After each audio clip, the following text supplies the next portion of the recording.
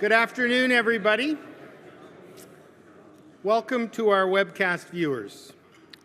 My name is Fred Mifflin, President of the Canadian Club of Toronto, and your host today. Viewers, thank you for joining us.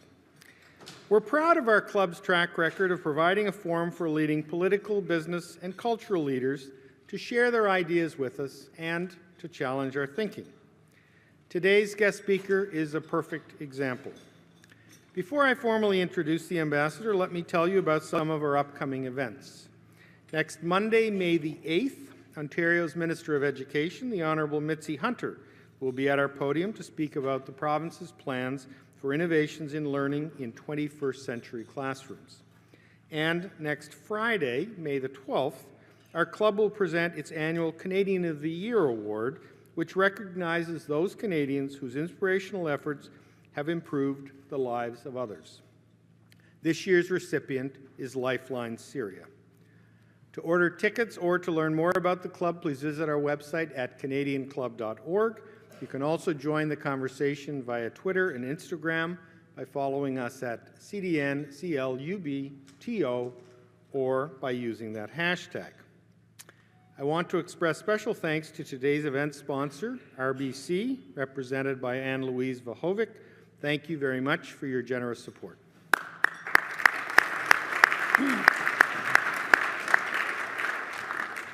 I also want to acknowledge the youth and young leaders who are with us today from the University of Toronto, Department of Political Science, and Jarvis Collegiate Institute. Welcome, and thank you for joining us.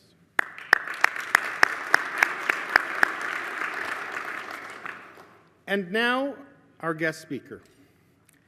By his own admission, Ambassador John McCallum, and I quote, has lived and breathed things Chinese for a long, long time, end quote. The former Immigration, Refugees, and Citizenship Minister was tapped to take on the ambassadorial role in January.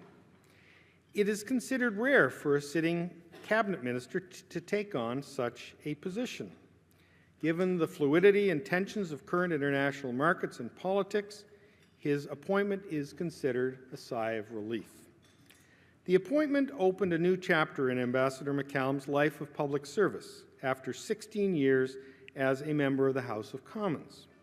First elected in 2000, he was re-elected 5 times and represented the Markham-Thornhill riding, which has strong Chinese-Canadian population. He also served as Minister of National Defence and Minister of Veterans Affairs. It may interest you to know that before political life, Ambassador McCallum was Senior Vice President and Chief Economist of the Royal Bank of Canada. He's authored or co-authored 8 books or monographs and has written on fiscal and monetary issues, comparative macroeconomics, Canada-US economic integration, and other economic issues. This background will certainly be called upon as he explores economic initiatives with China. His financial background was also an asset on Parliament Hill as well. There, he was Secretary of State for International Financial Institutions, as well as Minister of National Revenue, which, on Tax Payment Day, Ambassador, may be your least appreciated posting. As I mentioned earlier, if you have any questions or comments, please fill out one of the Q&A cards on your tables, and one of our staff will collect them. Ambassador McCallum, welcome back to the Canadian Club. Our podium is once again yours.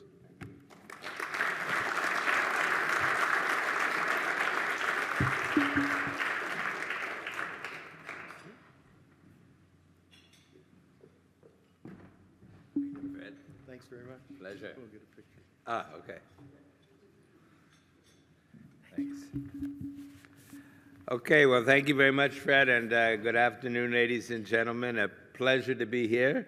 Thanks for the invitation, and to my former employer for sponsoring the event. I think they can afford it.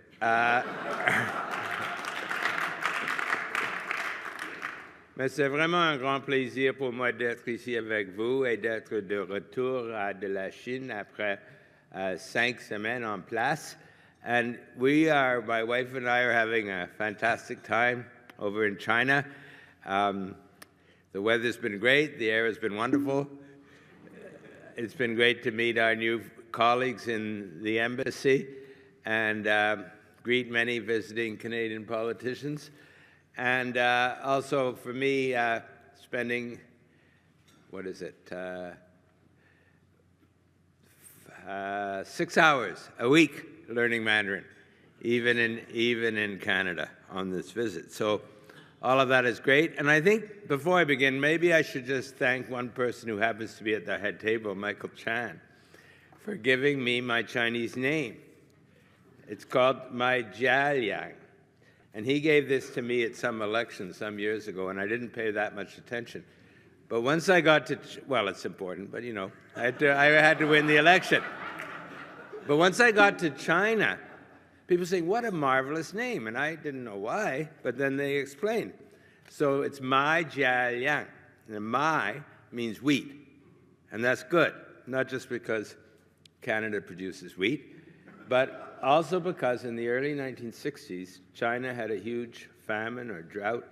And for the first time, Canada, under John Diefenbaker, sold wheat, much to the objections of the United States. So that was a good thing to have in your name.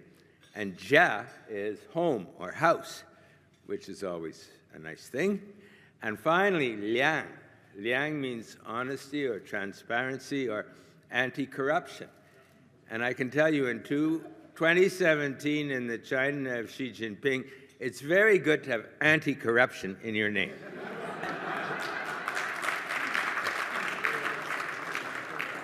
So thank you, Michael, for that name, which is serving me well. So I say I'm having a fantastic time in China, but much more important, much more important, I think it's also a fantastic time for Canada and China to strengthen their ties. As I'll explain, Canada has much to gain from building stronger ties with China, and the Prime Minister, the Cabinet, and stakeholders across the country are very keen to do just that. Now, it takes two to tango, and I also have a strong sense that the Chinese are keen to work with us as well. And since the stars will not always be aligned so positively, now is the time to seize the moment and be ambitious. Now is the time to act. And that, with the support of the government, is exactly what I am planning to do. So let me start at the beginning. Within 24 hours of arriving, I was able to present my credentials to President Xi Jinping. And my main message to him from the Prime Minister was very simple. More, more, more. Or I learned the Mandarin. Geng dua, geng dua, geng dua.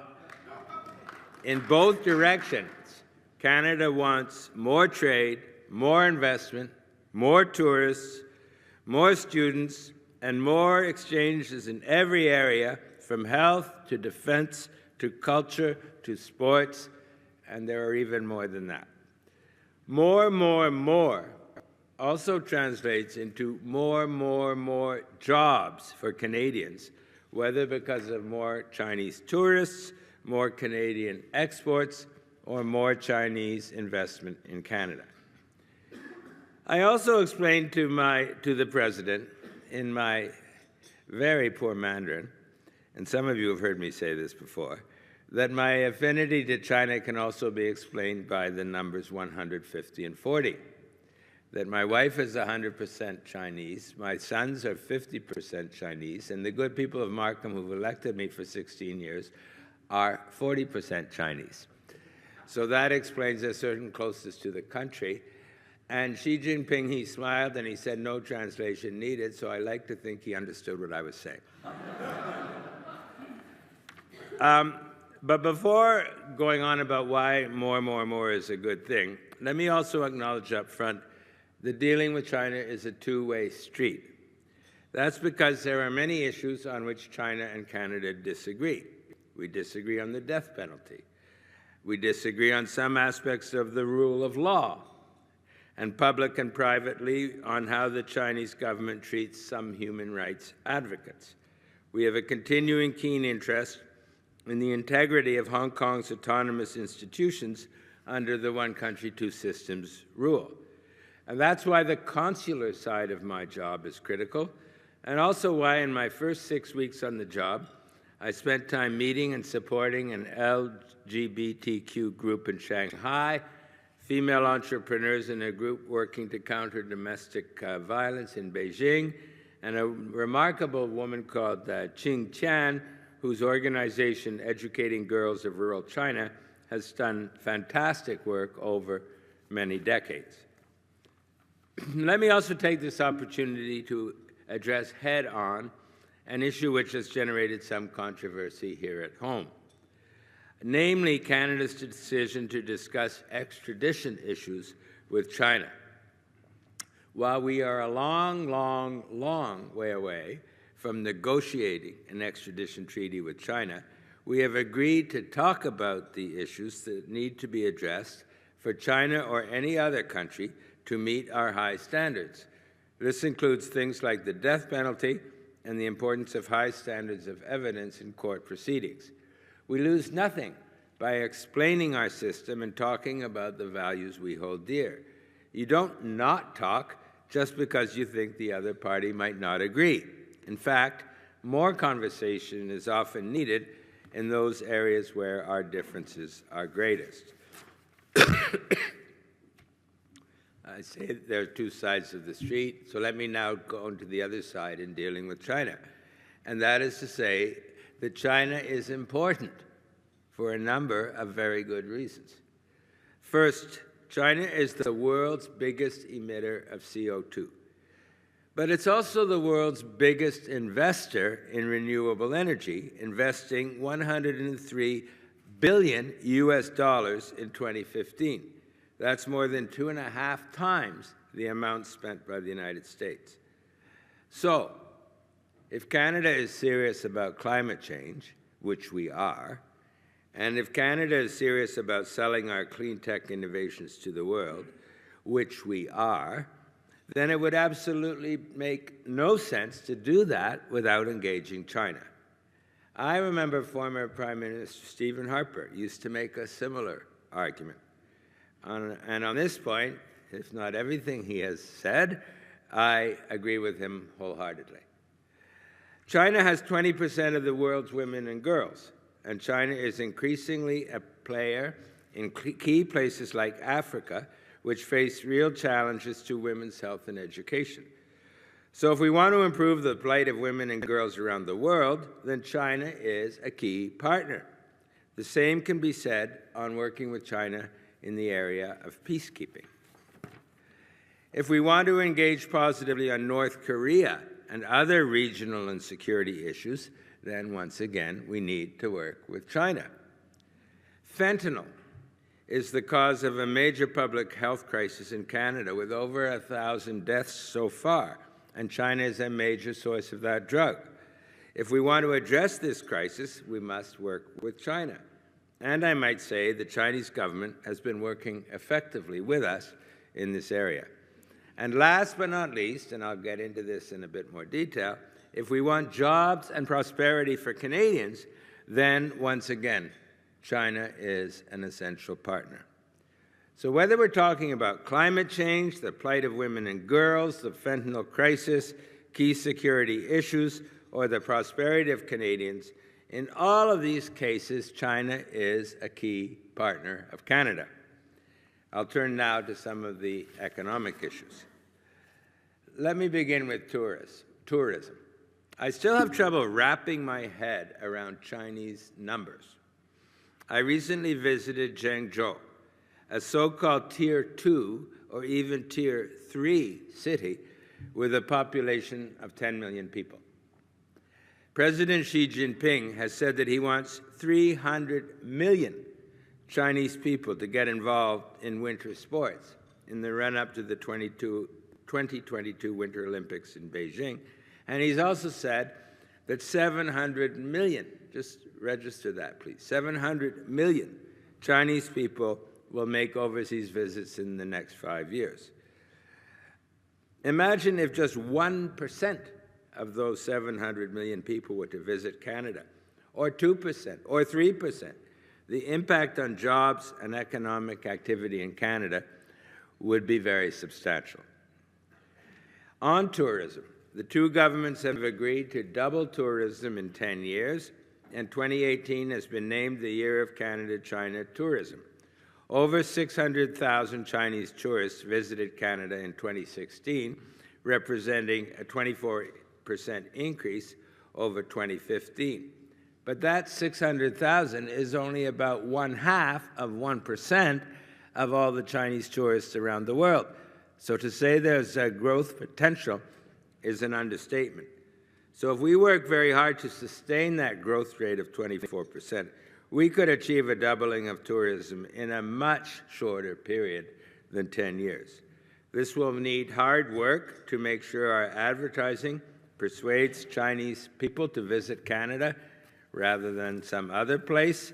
Government must also work with industry so that visitors have the right services and amenities to ensure they have a good trip and want to come back. We must open our 7 new visa application centers, and we must see to it the visas are processed quickly. And most important, we must make sure there are enough Canada-China flights. People don't travel on boats between Canada and China. They need airplanes. So tourism is the #1 priority for me. But there are other economic sectors that are critical. Chinese appetite for Canadian wood products is very strong, as it increasingly adopts wood products in construction to meet its own climate change and energy efficiency goals.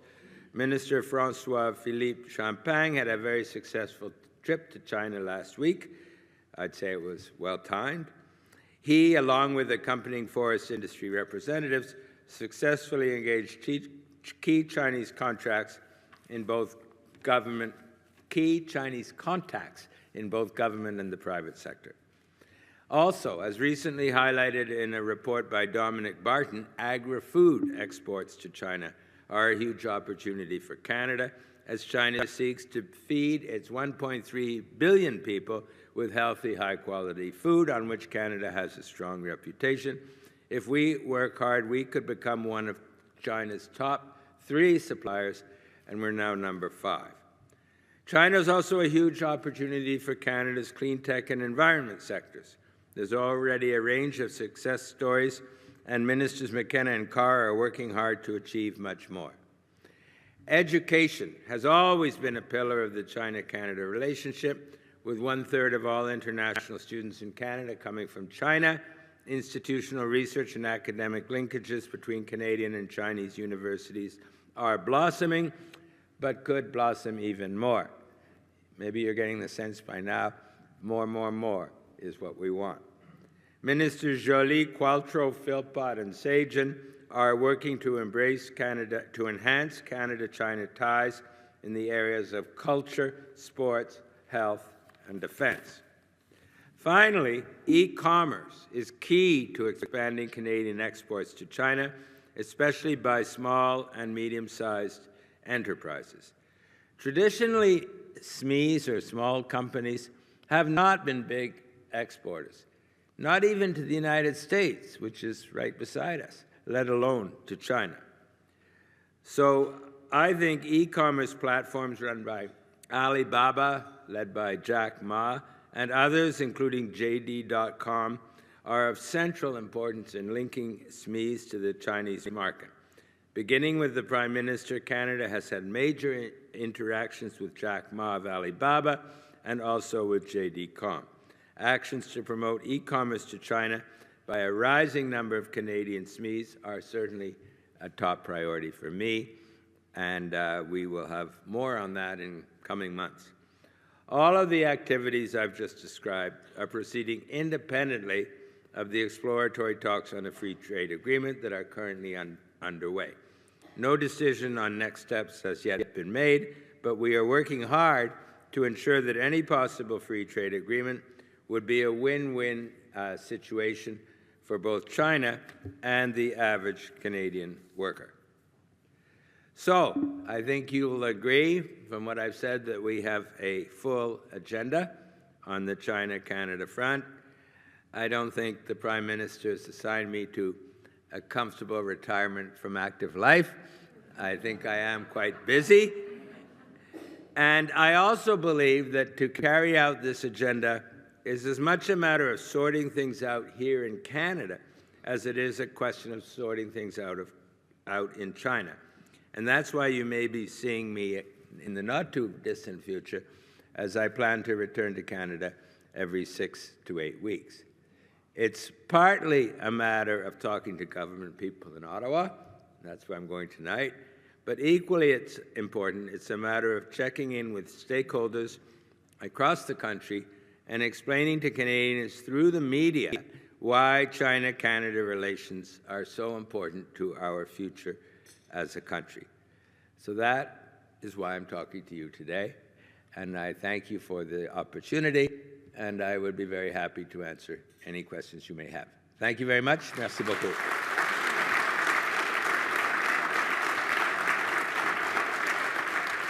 That was great. So, Ambassador, I already have some questions, and if you have others, please give them. Actually, I've got two that are essentially... I'm used to the Chinese media now. They're very polite and deferential, not like the ones that I'll be seeing in Ottawa tomorrow. These ones are probably in between. It's a tough crowd. Okay. So I actually have two that are essentially the same.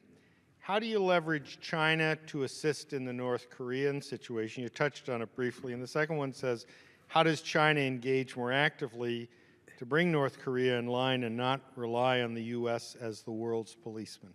Okay. That's a really good question. I guess I could duck out of it by saying I'm the ambassador to China and not to Korea. But that's not my style. China has been North Korea's biggest supplier, lifeline, if you like, for decades. China has had an alliance with North Korea ever since the Korean War back in the early 1950s. But I think independently of Donald Trump, China's getting fed up with North Korea. China never wanted North Korea to get a nuclear weapon, but now they've gone ahead, and despite China's efforts to slow them down, they keep speeding up. So I think independently of the new president, China was starting to get more and more fed up with North Korea. And I think Donald Trump has had an impact to strengthen China's resolve. And I think we can all agree that it's not a good situation for the world if we have talk for years and years and years, and North Korea keeps on getting stronger in terms of its nuclear capabilities. That's not good for any of us. So I do think there's pressure on China to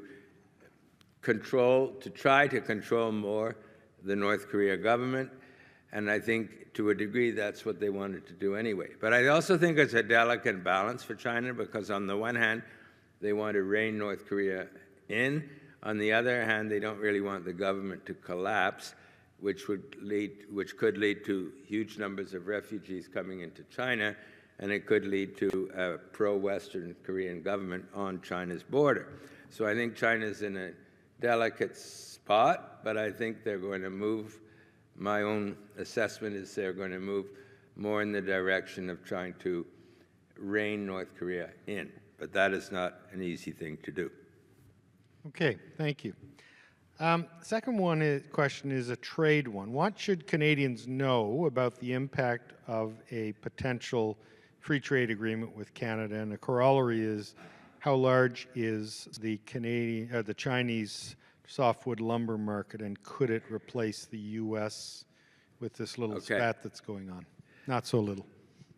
Okay, those are kind of two different questions. I think, as I said in going through my list of tourism, agriculture, clean tech, forestry, there are many, many sectors in which there are huge potential gains for Canada in China, whether or not we have a free trade agreement. So I think we have an agenda to pursue those areas while the free trade situation is going on. I think in terms of free trade itself, we are continuing now the exploratory talks. We've asked for feedback, detailed feedback from all the different industry across the country and indeed the Canadian people before the government decides what next steps to make. But the Prime Minister has said repeatedly that if we're going to have a free trade deal, we have to make sure that it's good for the average Canadian worker. Because Canadians have been very open to our government's policy of open trade and anti-protectionism, bringing in refugees, when many countries around us were not going in that direction, if you think of Brexit and the Trump election.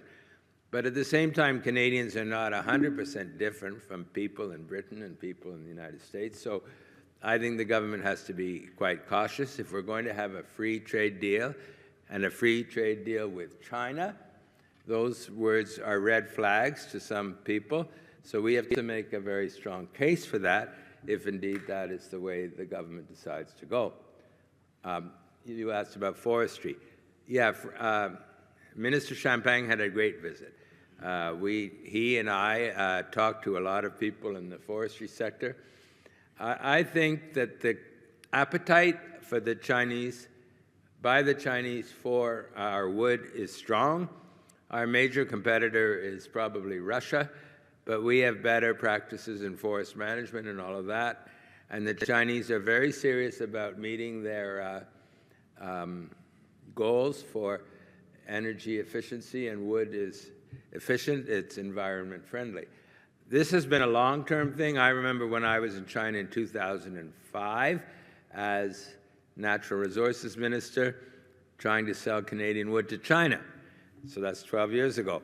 But we've made big gains since 2005, and I think there's a good chance. A lot in China depends on whether you get it into the leader's statement, and so this would be a very good place for wood in the leader's statement, which will be coming later this year.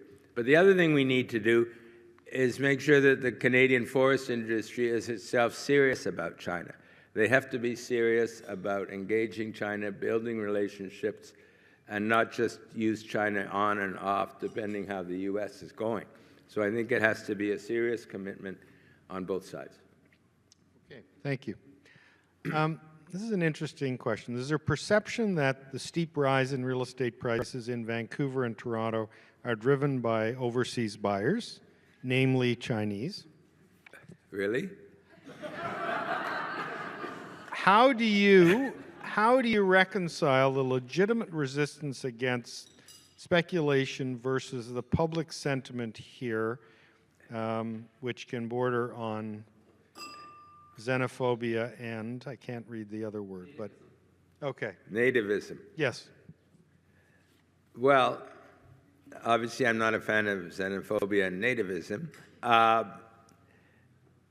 but I don't know if I'll get into that. It's not that I shy away from things, but it's clearly very much a provincial issue. I think the government of British Columbia and more recently the government of Ontario have both taken actions in this area. I think there's a debate among economists as to the extent to which Chinese buyers in particular have been responsible for this. I'm sure to some degree they have been. I'm not sure it's clear to exactly what extent, but it is an issue, and the provincial governments have taken action, and I think I'll leave it at that. Okay. We have time for one more question, and if I didn't get to your question, I apologize. This one has to do with human rights, and it says, with a change of administration in the United States and Europe embroiled in internal crises, would Canada take the mantle of the international community's human rights champion in China? What would be the focus of your ambassadorship? I'm slow to say that there's some Canadians who say around the world that Canada leads the world in everything. I'm quite slow to say that because I don't think we lead the world in everything. I think we do in some things. But I don't think we lead the world in human rights. But I think if you look at the different countries in China, we've been clearly, let us say, in the top 3 of pushing human rights issues in China. And we have continued to do so. And we have received some flack from the Chinese government on certain issues. But that has not stopped us. And that's why at the very beginning of my speech, I talked about those issues. So, you know, nobody should think that we just shy away from those things and all we care about is the jobs and the economy. because that other side of the job is also really important. And I think, as I said, you have to live on both sides of the streets. You have to walk and chew gum at the same time. You have to deal both with the negatives, which are important to me and to many Canadians and to our government, and with the positives of the huge opportunities that China presents. So I think you have to do both. I think we will continue to do both. I think that notwithstanding this thing about Europe being in turmoil, I'm not sure that's true. It's certainly not in every area. And we work very closely with our like-minded fellow governments in China to pursue these matters. Thank you. Thank you very much.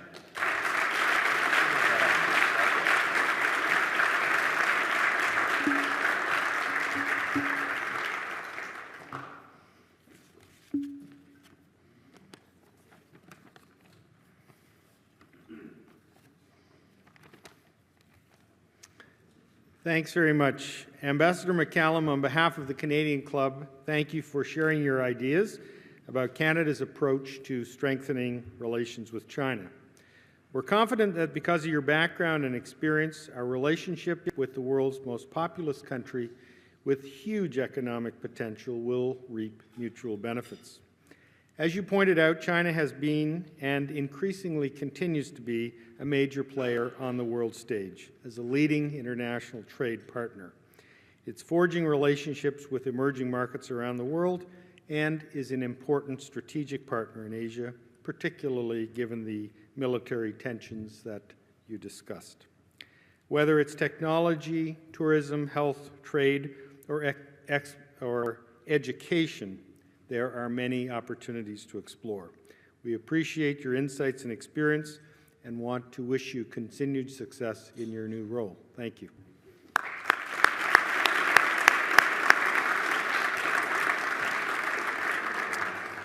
Let me extend another round of thanks to today's event sponsor, and with the ambassador's endorsement, Anne Louise, we're going to be doubling the sponsorship fees.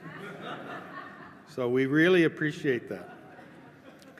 Thank you also to mediaevents.ca, Canada's online event space, and VVC for live streaming today's event.